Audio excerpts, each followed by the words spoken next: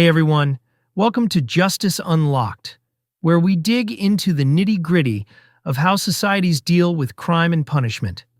Today, we're chatting about something pretty provocative. Could modern prisons actually be crueler than the swift, compassionate punishments in Islamic law? We'll go through it step by step with some mind-blowing facts and side-by-side comparisons. Hang tight. This could totally flip your perspective on justice. Picture this. In a world stuck in never-ending prison loops, families falling apart, communities breaking down, and second chances slipping away, Islamic law stands out as this guiding light of quick, merciful fairness. Pulling from the sharp edges of law, the rich stories of culture, deep human behaviors, and the balance of religion, Sharia's one-off punishments like hudud, qisas, and tazir actually mend things instead of tearing them down. They keep families fed, let victims choose forgiveness, cut massive costs, and spark real change. Why stick with today's harshness when timeless wisdom points to healing? Let's dive in.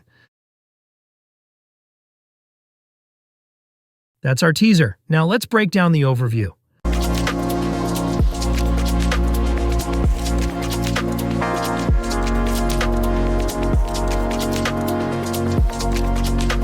So this video compares today's prisons to Islamic punishments, looking at stuff like law, culture, how people behave, and religious angles. Prisons are all about shielding society, but they end up causing a ton of long-term damage. Islamic approaches?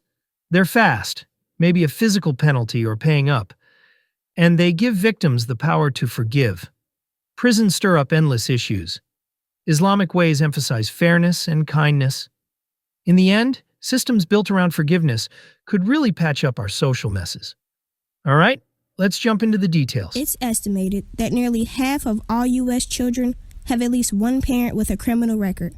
And for the families, the negative effects of incarceration continue far beyond time served. 17-year-old Excellence Glenn's father was released from prison in 2005 following a conviction from drug and firearm possession. But the family had a hard time finding a home last year. More than once they were all set to move, only to find out their rental application was denied. It's kind of hard because where we was before, it was kind of packed together since we was a big family. And we were hoping to move somewhere bigger. Excellence mom, Sheena Mead, was hesitant to tell her kids the real reason things weren't working out. We met all the financial requirements. Credit was great. We always paid our rent on time. But there was something that was preventing us from getting the homes we wanted. That something was her husband Desmond Mead's criminal record. On the application says, have you ever been arrested or convicted of a felony conviction? And you have to check that box. But by this time, Desmond had become a successful lawyer and a prominent activist. And so we'll come home to have to tell the kids, well, this house didn't go through after all the excitement, or this house didn't go through. The ironic thing about it, it was right after myself and the children, we had celebrated. Desmond had got his own day. The mayor and the commission had deemed Orange County Desmond Mead Day, which is September 10th. First up, how prisons end up hurting entire families, punishing everyone involved. You know, prisons lock folks away to keep society safe. But if that person's the main breadwinner, it hits the whole family hard. They lose income, scramble for housing, and sometimes even go without food. It shatters family ties, just like in those old colonial setups where punishments kept disadvantaged groups stuck in poverty. Kids deal with emotional stuff, school struggles, and higher chances of homelessness. It's like innocents get punished too, and it just keeps inequality rolling.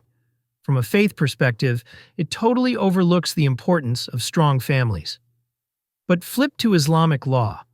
Punishments are quick hits, like a flogging or a fine, no long-term lockup, except maybe a short stint while investigating suspects. This means the person can still provide for their loved ones. Plus, victims or their families can say, hey, let's forgive, and swap the physical part for compensation, drawing from Quran ideas of mercy and healing. In Muslim communities, this really helps keep families intact, unlike the prison grind. The proof's in the pudding. Stats show families can lose around 22% of their income because of incarceration. Islamic methods dodge that bullet entirely.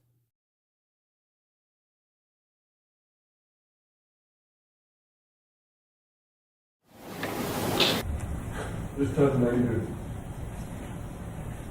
Well, I thank you for your forgiveness. There was only uncontrollable sobbing as Relford and Jitmut's father embraced one another, proving that sometimes kindness does prevail. They're not angry or bitter. We understand that people make bad decisions, and we get it. And he'll forever be in our prayers, his family. And but by the same token, there has to be a sentence. There has to be a punishment. To forgive you. It was of no power of my own. In return, the Lord has filled me with joy, hope, and peace that surpasses all understanding. Jesus has allowed me to forgive you for murdering my daughter without you even being sorry or asking for this. Oh, believers, the law of retaliation is set for you in cases of murder. A free man for a free man, a slave for a slave, and a female for a female. But if the offender is pardoned by the victim's guardian, then blood money should be decided fairly, and payment should be made courteously.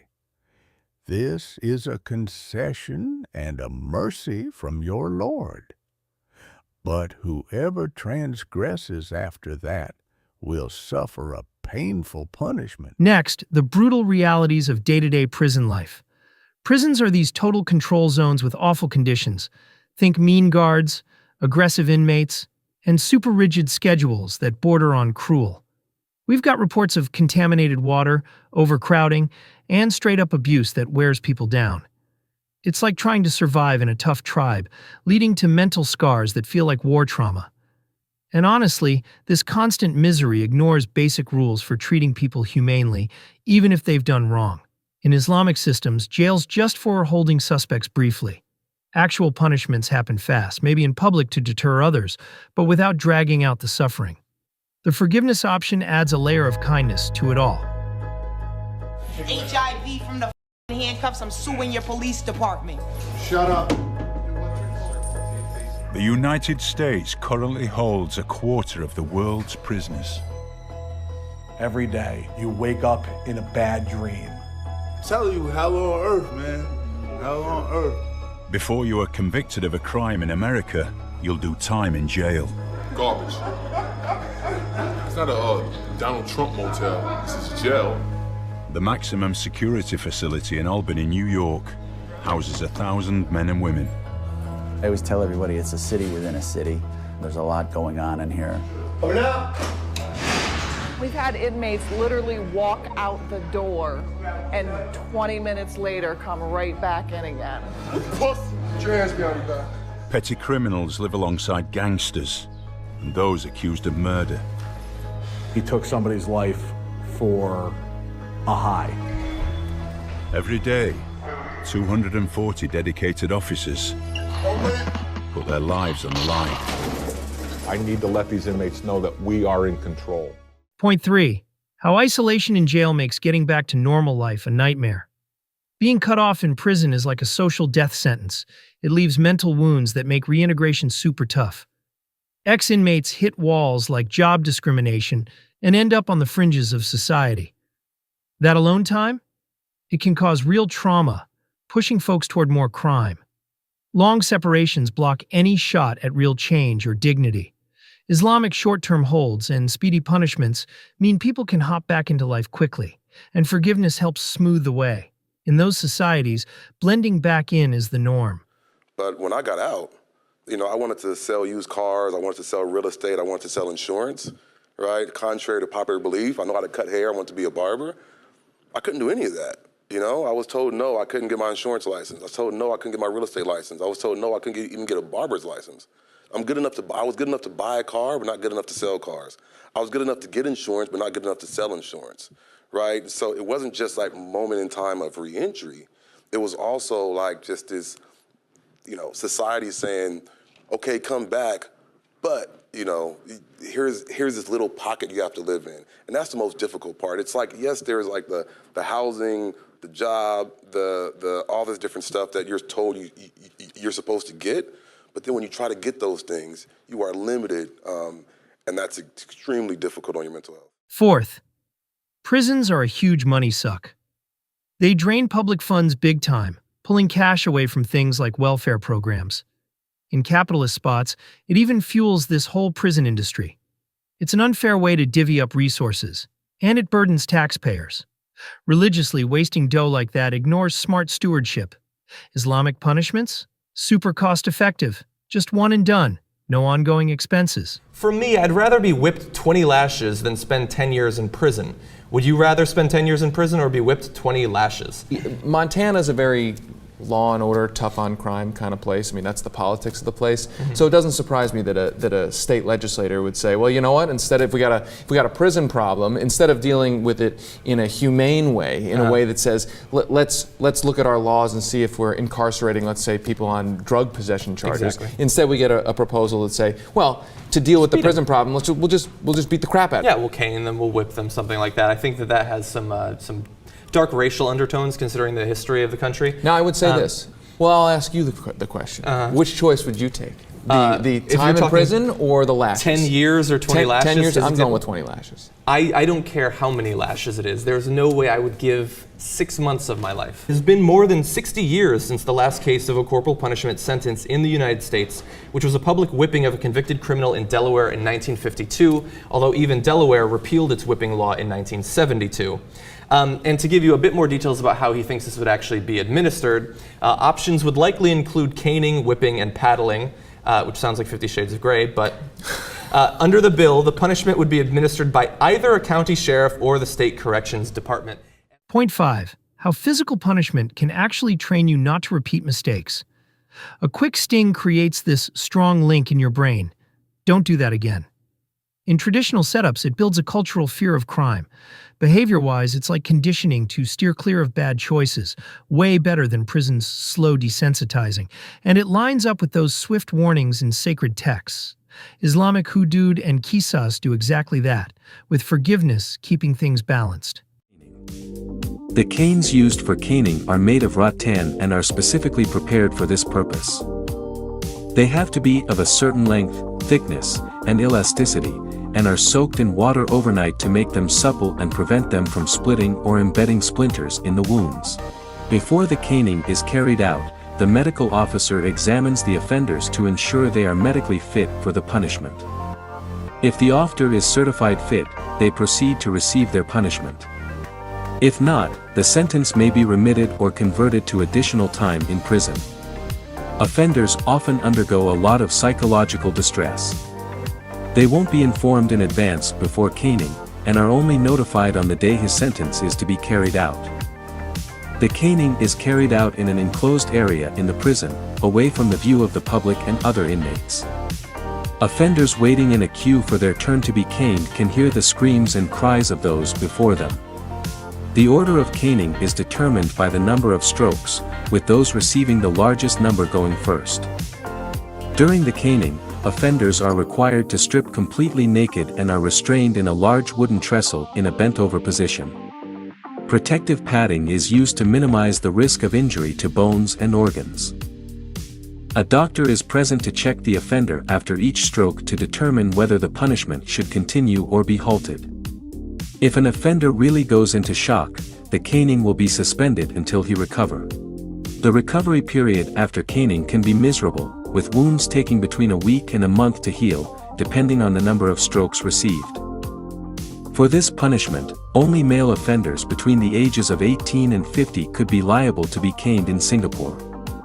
However, if the offender is under 18, he may receive up to 10 strokes. In addition, any male convict, whether sentenced to caning or not, may also be caned in prison if he commits certain offenses while serving time behind bars. There are more than 35 offenses that can result in caning in Singapore, including crimes such as kidnapping, robbery, murder, drug abuse, vandalism, or graffiti. Caning as a form of punishment was introduced during the period of British colonial rule in Singapore and has since been adopted by several other countries in the region, such as Malaysia, Indonesia, Brunei, and some countries in the Middle East. However, the use of caning as a form of punishment has always been controversial in the international community. Human rights organizations and some foreign governments, who view it as a harsh and cruel form of punishment. But the domestic peoples such as in Singapore and Malaysia support this kind of severe penalties. And people who disrespect others are a threat to the fabric of society, and should be taught a lesson. Sixth, prisons clump people unevenly by race, language, or where they're from. They amp up existing biases, locking up way more from certain groups. It's like echoing old power plays over vulnerable folks. Inside, it creates these mini divided worlds, ramping up inequality. Fair treatment? Not so much. Islamic law zeroes in on the crime itself, not your background, and short holds prevent those big clusters. And make allies.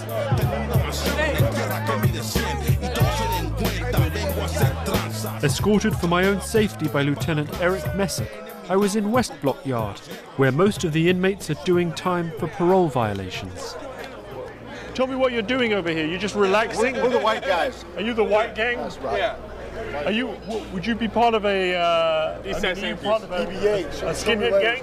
What is it? Woods.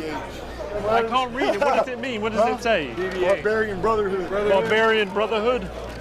Do all the different races have different areas? Yeah, that's like the black area over there, the Norteño area over there, the white area over here, Indians over there.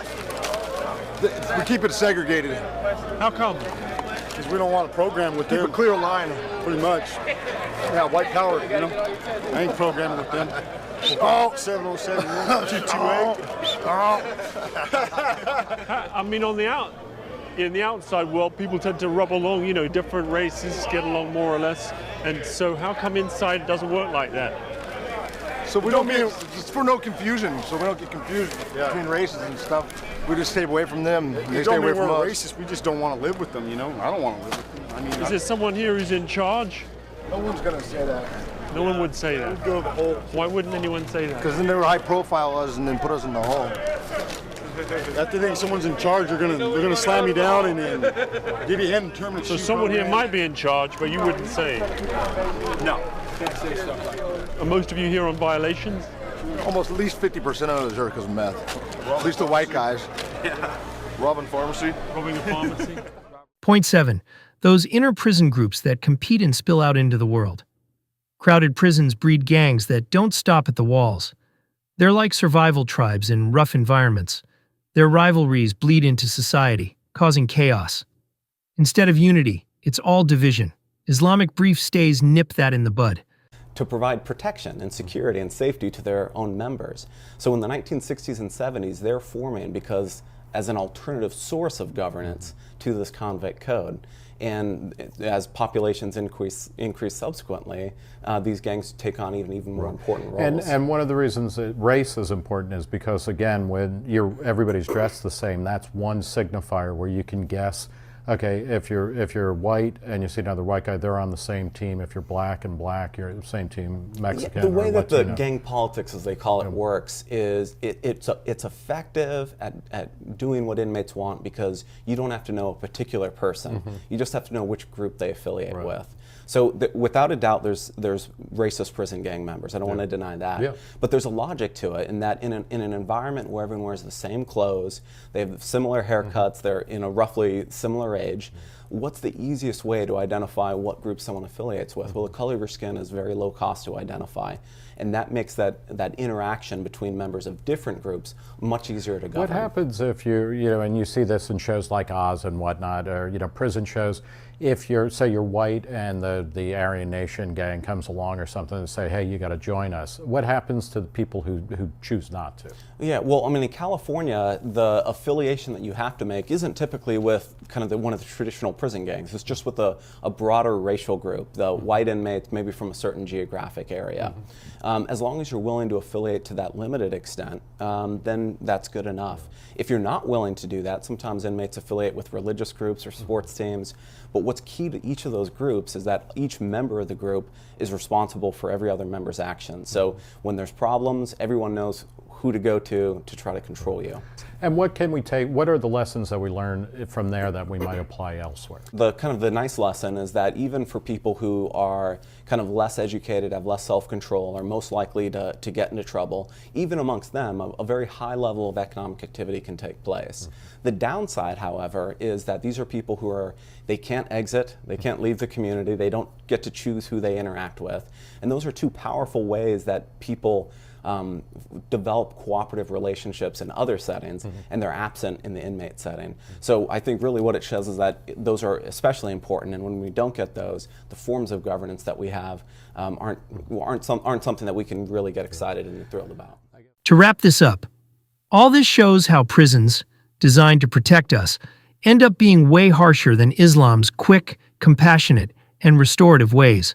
They're inefficient in law, disruptive culturally, damaging to human behavior, and lacking in religious mercy. Shifting toward victim-led forgiveness could transform societies, turning punishment into something that actually mends instead of destroys. Thanks for tuning in. Drop your thoughts below. What do you think? Hit subscribe for more chats like this. Catch you next time. Let's keep questioning justice.